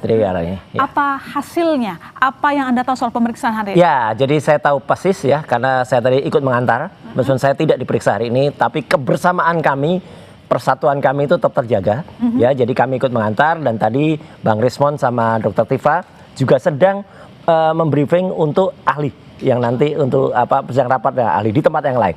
Jadi kita tetap bersama-sama. Tadi mereka masuk habis zuhur, ya jam 1, kemudian selesai. Tadi saya ketemu sudah selesai pertama tuh Bang Rustam. Itu sekitar jam 4:30 sore udah selesai. Bu Kurnia barusan selesai dan juga Pak Rizal Fadila. Ditanya sekitar 60 sampai 65 pertanyaan, ya. Tapi rata-rata adalah pertanyaannya sama dengan pertanyaan yang ditanya ke saya. Apa peristiwa atau yang Anda ketahui tentang peristiwa tanggal 12 Januari tahun 2025 atau 26 Maret? Ya mereka semua tidak ada di peristiwa itu. Jadi nggak boleh jawab apapun. Kemudian mereka juga tanya soal kenapa, tadi kan disebut pada lead berita, kenapa ada 2 yang kemudian sudah di SP3. Ternyata ini fakta, baru saya buka di sini. Ya. LP, laporan polisi itu tidak dicabut. Kalau tidak dicabut oleh Jokowi, harusnya nggak boleh ada restoratif justice. Syarat restoratif justice itu adalah LP-nya dicabut dulu, terus ada perdamaian. Katanya Bang Egy kan juga berkali-kali, Bang Egy, kemudian Bang DAL dan Mayor Lubis kan mengatakan tidak pernah minta maaf kan? Nah, tidak pernah minta maaf, LP-nya tidak dicabut. Kok bisa ada restoratif justice, bahkan kok bisa ada SP3? Itu kan aneh gitu loh. Jadi itu tadi menjadi pertanyaan dan kemudian mereka cepat menjawabnya karena akhirnya apa? Dengan BAP yang semacam yang saya bisa bayangkan jawaban BAP-nya, karena itu kan berarti menjawab bahwa dia tidak ikut ini. Bla bla bla bla. Harusnya Mbak Lona, jaksa peneliti nantinya kalau baca itu persoalan tidak mungkin P21.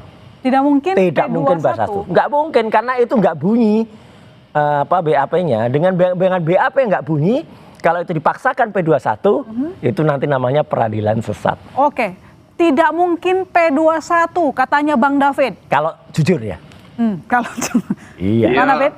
Ya, itu sebenarnya kan harapan Mas Roy dan wajar-wajar aja lah. Fakta tetapi ini. Yang pasti bahwa semua berkas, semua alat bukti, semua saksi sudah lengkap dan sekarang kan dari penyidik sudah meneruskan berkas-berkas itu kepada kejaksaan untuk masuk pada proses penuntutan. Nah, proses penuntutan ini sebenarnya juga tinggal tunggu waktu saja. Kalau tadi yang penting direspon ini gini Mbak, yang menarik tadi kata Mas Roy ya, bahwa nggak ada alasan untuk SP3 pada Egy Sujana ya, itu kalau dan jujur, Damai kan? Lubis. Padahal kan di situ sudah terjadi pertemuan. Nah, kemarin kan yang Mas Roy tanyakan, apa urgensinya polisi yang adalah bagian dari tim penyidik ada di sana? Sebenarnya urgensinya justru itu, menjadi saksi bahwa terjadi pertemuan di sana, ada permintaan maaf, ada peluk-pelukan, dan dari satu sisi permohonan maaf dari Egy dan kuasa hukumnya Ibu Eli juga menyatakan itu. Lalu kemudian kan ada tim saksi itu, tim saksi dari relawan Jokowi dan juga dari yang kemarin Mas Roy protes kan, apa urgensinya kepolisian ada. Nah, itu yang saya pernah sampaikan kalau sekelas itu nggak apa-apa Mas. Kepolisian itu menjadi saksi. Iya, ini menjadi saksi dari proses. Ini aneh biar masyarakat tahu lah. Iya. Jadi gini, ini biar masyarakat Indonesia tahu. Pentingnya polisi hadir.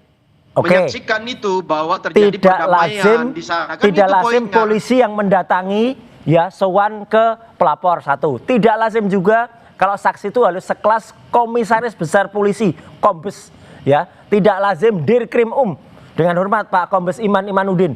Kenapa sampai Anda sekelas Kombes, sekelas Direktur Reserse Kriminal Umum datang sowan ke Jokowi? Kan harusnya cukup masyarakat biasa. Nanti ini akan jadi iya. Itu bukan sowan. Sowan itu sudah jelas. Itu bukan sowan, itu mendampingi apa? Enggak lah. Anda jangan mengubah fakta ya. Melakukan Jokowi waktu itu memerintahkan gitu loh. Maaf, ada saksi. Enggak. Saksi ini paling valid. Eli Daneti semalam ketemu saya di ALC ya. Itu menyatakan itu sudah. Eli Daneti bicara dengan kami, ketemu di ALC, dia menyatakan itu polisi sudah datang ke sana. Sowan, kemudian Jokowi bilang, Egy bilang, panggil Kapolri ya, kemudian atau Kapolda untuk kesini. Dan tiba-tiba Jokowi bilang, ADC-nya itu ya, Kompol Syarif itu, tolong panggilin itu. Enak betul ya. Ini seorang mantan presiden bisa memerintahkan kayak gitu. Itu kata Bu Eli Daneti. Itu kata Bu Eli Daneti. Ada silakan lihat YouTube-nya ALC lah. Jokowi dalam posisi pasif. Enggak bisa posisi pasif apa? Anda jangan bohong. Anda nggak ngerti. Anda nggak ngerti, nggak dengar kejadiannya. Saya dengar langsung dari Bu Eli Daneti. Oke. Saya dengar langsung itu kesaksian Bu Eli Daneti. Silakan saksian di ALC. Teman-teman juga, ada teman-teman relawan Jokowi relawan teman-teman itu kredibilitasnya nggak jelas tuh dari Rejo itu. Bang David, tapi dibilang tadi nggak jelas tuh Rejo tuh. Oke, tadi dibilang sama Mas Roy, Bang David, bahwa LP-nya nggak dicabut, tapi ada restoratif justice. Jawaban Anda gimana? Nanti dijawab Bang David, kami serahkan kepada saudara. Tetap di Sapa Indonesia Malam.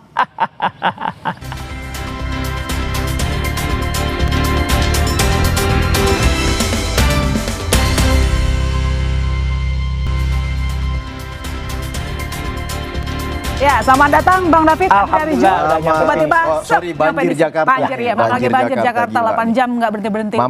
Bang David, jadi pertanyaan saya tadi Bang, bahwa kata Mas Roy tidak ada LP tidak dicabut, tapi ada RJ. RJ itu prinsip utamanya adalah ketika ada permohonan maaf, terus yang menjadi korban yaitu Pak Jokowi memaafkan, ada saksi, makanya itu signifikansi yang diprotes Mas Roy minggu lalu bahwa kenapa sih harus ada polisi yang notabene itu adalah tim penyidik ya. Nah, kata saya kemarin kan bisa saja itu akan menjadi saksi dalam proses RJ. Baca pasal 79 sampai 83 KUHP yang baru. Ya, itu jelas jawabannya itu. Jadi harus ada pencabutannya. Ya, nah sekarang gini Mas. Kemarin kan begitu Mas Egy keluar dari Solo, dari rumah Pak Jokowi kan, beberapa jam kemudian ada press conference Pak Jokowi kan, lalu ditanya oleh wartawan, gimana sih Pak hasil perbincangan itu? Ya, saya sih berharap kepada kepolisian untuk mempertimbangkan. Kan itu kata Pak Jokowi. Nah, ini karena proses ini yang sudah berjalan secara berbulan-bulan. Nah, artinya dari pernyataan dan statement seorang Jokowi itu kan sudah menjadi pertimbangan dari tim. Ini lucu ini. Nah, kok lucu? Ini sandiwara. Loh, kalau Jokowi bilang, kenapa harus pertimbangan lagi? Pada saat pertemuan itu ada permohonan maaf. Akhirnya diakhiri oleh ada polisi, peluannya itu IA itu. Ya, gambar peluan itu IA itu. IA itu gambar peluan itu gimana sih? Ada anggota kami tim teman-teman relawan 2 orang ya. Betul, foto dari ini IA. Ada Ketua Umum Rejo sama Sekjen Rejo, Mas Ahmad sama Mas Darmijal. Kedua orang itu menjadi saksi. Kedua orang itu nggak jelas kredibilitasnya. Saksi signifikan adalah lawyersnya Pak Egy, yaitu Ibu Eli, itu yang sendiri menyampaikan statement juga kan bahwa waduh luar biasa penerimaan Pak Jokowi. Iya, tapi nggak ada peluan yang seperti di foto itu, nggak ada. Seorang mantan presiden menerima tim lawyers bersama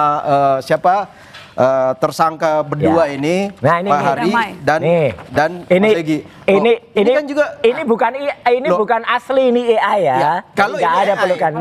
Dari orang yang menyaksikan orang yang menyaksikan tapi pelukannya bukan. Relawan gini, kenapa saya bilang tadi sandiwara? Loh, kok sandiwara? Ngapain Jokowi Mas Roy mau percaya ini apa? Enggak, kalau saya jelas nggak percaya ini. Emang nggak ada memberi ini, tapi ada pelukan tapi bukan yang ini. Bukan yang ini. Sandiwaranya apa? Kenapa press conference mengatakan saya mengharapkan dan berharap?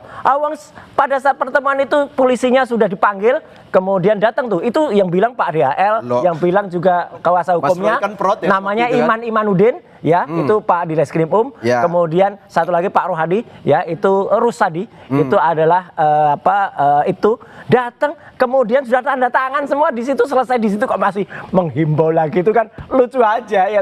Itu sudah skenario besar semuanya, sudah selesai semuanya. Ini kan juga statement Mas Roy. Enggak, itu juga, itu Mas Roy statementnya kan tidak menyaksikan juga. Itu dikatakan Bu Eli Danetti. Loh, ya. Ibu Elida justru menyampaikan moga-moga karena saya tadi dikritik nyebut produk orang lain. Moga-moga Bu Eli Danetti diundang lain nanti di bola liar. Nah, jadi pertanyaannya gini loh Mas Roy. Biar sama nanti Tunggu gini. ceritanya. Dengan berdamainya dua tersangka yang adalah teman Mas Roy ini, apa yang menjadi kesulitan bagi Mas Roy menerima situasi ini? Oh, kalau saya nggak kesulitan, terjadi rekonsiliasi, ada perdamaian anak-anak bangsa, ya mantan ijazahnya nggak selesai, tokoh bangsa, ijazahnya dibuktikan. Ijazahnya selesai. Persoalan ijazah adalah persoalan Mas Roy nanti akan terus dalam proses persidangan. Makanya nggak lucu aja, nggak mungkin B21. Mas Roy, karena tadi menemani Rizal, Rustam dan juga 3 pejuang saya temani tadi. Tapi kan sebelumnya di klaster yang sama 2 orang sudah dapat RJ. Apakah ketiganya masih komit tetap maju atau mau ikut RJ juga? Kalau itu sama sekali jauh. 3 klaster dari klaster yang sama, ya tadi Bu Kurnia, Pak Rizal Fadila dan Mas Rustam, kita pastikan tidak akan ikut RJ. Ya loncat ke laut seperti ibaratnya kapten kapal. Yang tersisa ini masih akan komit jalan dan kita tetap berjuang terus bersama rakyat sampai persidangan membuktikan ijazah itu memang palsu. Dan makin lama makin terbukti kok. Makin banyak lagi orang-orang yang bercerita kemarin ketika Siti Selosur di Solo, Prof Bagas mengatakan itu nggak mungkin lulus. Ya sudah jelas, itu Prof Bagas itu dosen UGM loh, profesor, ya, dan sudah menyatakan kalau itu harus ada 2 ijazah. Persatuan Guru Besar. Itu nanti akan terbukti semua. Teman-teman angkatan terus nggak apa ada, yang nggak satu ada. orang itu menafikan? Oh banyak, bukan satu orang, nanti akan banyak puluhan bahkan ratusan orang. Yang penting ini, maksud saya gini. Iya jelas itu. Saya juga berharap karena kemarin di tempat ini juga yang sama ya, saya bilang Mas Roy saya temanin nggak mau ke Solo. Ngapain juga nggak mau sama kecuali Jokowi datang ke Jakarta minta maaf ke seluruh rakyat. Jokowi udah state juga bahwa oke lah kalau begini kan sudah ada yang dapat RJ dan sudah ada SP3. Nah, biarlah tapi nggak dicabut LP-nya. Tim Mas Roy bertiga, Mas Roy, Tifa dan Rismon ini masuk ke persidangan supaya di situ terjadi proses Jokowi juga ada di sidang. Karena Pak Jokowi juga nggak mau kalau nggak ada proses persidangan. Makanya Jokowi jadi memang tertutup begitu ruang RJ kepada 6 tersangka. Kami nggak perlu.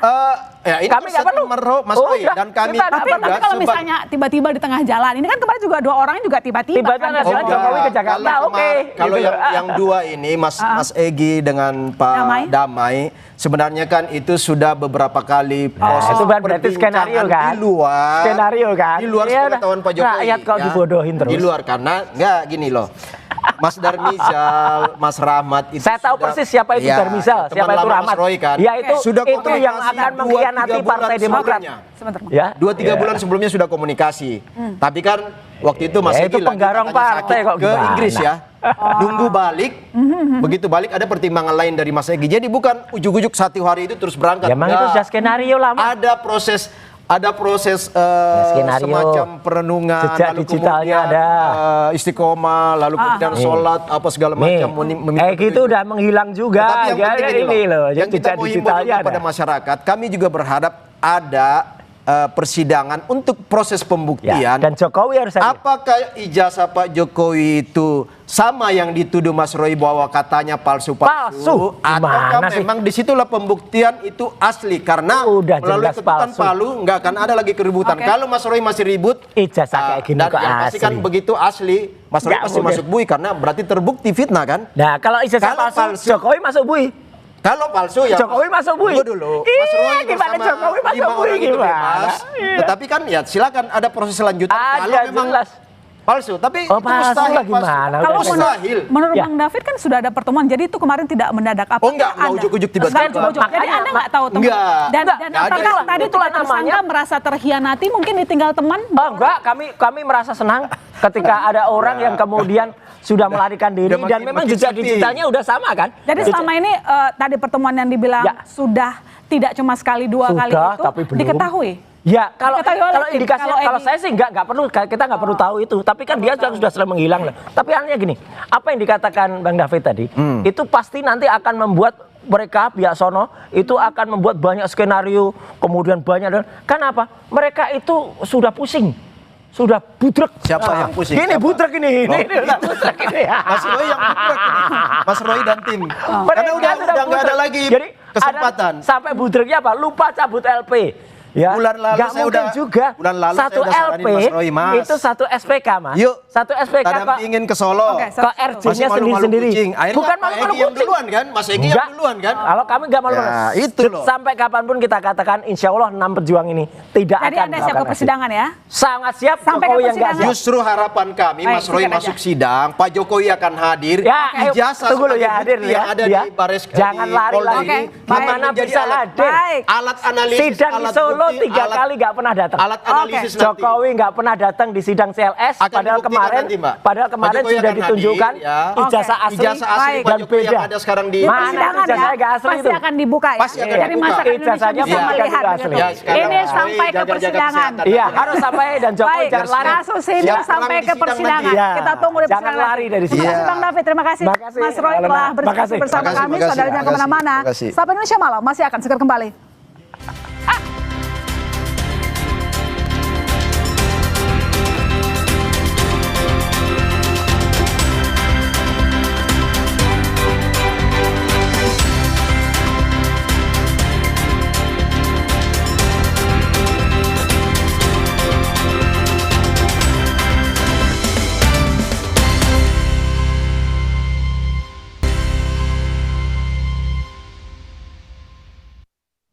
Kalau sekitar 2 jam yang lalu kita melihat kawasan DI Panjaitan Jakarta Timur kondisinya masih banjir di sisi sebelah kiri. Saat ini kondisinya sudah normal, kita lihat ya, di mana di sisi sebelah kanan maupun kiri ini kendaraan roda 2 maupun kendaraan roda 4 sudah dapat melintas, Eril. Jadi artinya di sana tempat Anda melaporkan kalau 2 jam yang lalu ini kondisinya masih banjir di sisi sebelah kiri, saat ini kondisinya berarti sudah normal ya, sudah tidak ada genangan air lagi di sana, Eril.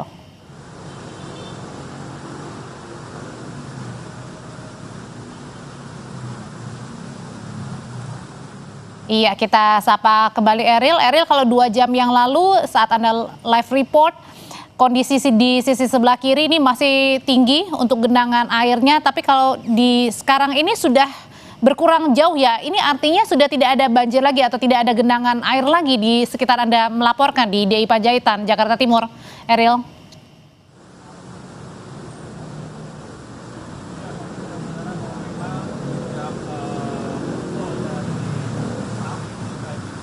Iya, kita masih mencoba menghubungi jurnalis Kompas TV Eril, tapi memang tampak yang kita lihat ini kendaraan sudah bisa melintasi secara normal daripada sebelumnya. Kita akan coba sapa lagi Eril. Selamat malam. Malam Eril. Ya, malam Audrey. Iya Eril, kalau 2 jam yang lalu Anda melaporkan ini di sisi sebelah kiri masih tinggi ya, cukup tinggi banjirnya atau genangan airnya. Kalau sekarang kita lihat nampaknya genangannya sudah sangat sedikit, artinya masih banjir di sana atau sudah surut? Ya Audrey, memang jika melihat saat ini sekitar pukul 7:30 malam untuk banjir yang berada di Jalan DI Panjaitan ini sudah mulai surut Audrey.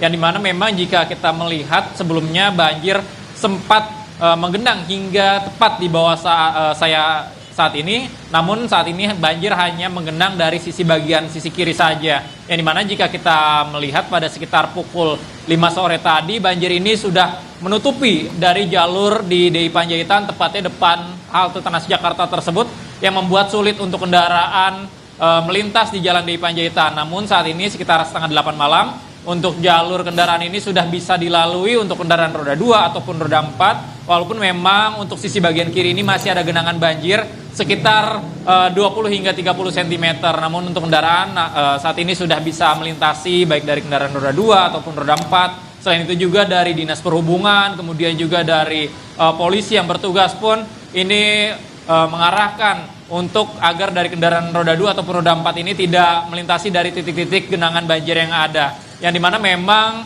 pada sore hari sempat hujan cukup deras yang menyebabkan banjir di Jalan DI Panjaitan. Kemudian juga jika sebelumnya dari kemacetan yang berada di DI Panjaitan ini berimbas hingga ke arah perempatan UKI ataupun dari Universitas UKI ini, namun saat ini untuk jalur dari UKI ataupun jalur dari Cawang ini sudah mulai membaik, Audrey, yang dimana juga dari dinas setempat pun sudah menyiagakan dari 3 mobil penyedot air untuk menyedot dari banjir yang berada di Jalan DI Panjaitan. Tentu saja ini karena banjir mengganggu aktivitas masyarakat yang menggunakan jalur DI Panjaitan. Audrey. Iya, Eril, lalu kemudian apakah dengan banjir sudah semakin surut ini, kalau dari pantauan Anda, kemacetan juga perlahan-lahan sudah mulai terurai? Ya Audrey, tentu saja untuk dari banjir yang dimana sudah mulai surut, sehingga membuat dari kemacetan yang ada ini sudah mulai terurai, Audrey, yang dimana memang pada beberapa jam sebelumnya ini karena adanya banjir, ini mobil harus tersendat di Jalan DI Panjaitan. Tepat saat ini saya berada, dalam beberapa menit hingga jam tempat tersendat. Namun saat ini sekitar 7:30 malam untuk kendaraan roda 2 ataupun roda 4 ini sudah mulai perlahan-lahan berjalan, yang dimana mereka juga akan menuju ke arah Kalimalang ataupun ke arah Yosodarso. Audrey. Terima kasih untuk pantauan arus lalu lintas, dan banjir juga sudah mulai surut di Cawang, Jakarta. Terima kasih laporannya jurnalis Kompas TV Eril Wiranata. Ya, informasi tadi sekaligus menutup perjumpaan kita di Sapa Indonesia Malam, dan saudara kami ingatkan untuk selalu penuhi kebutuhan hidrasi Anda sepanjang hari dengan air mineral yang pasti sejuk ya. Saya masih serta Regan. Saya Audrey Channel pamit, selamat malam, sampai jumpa lagi.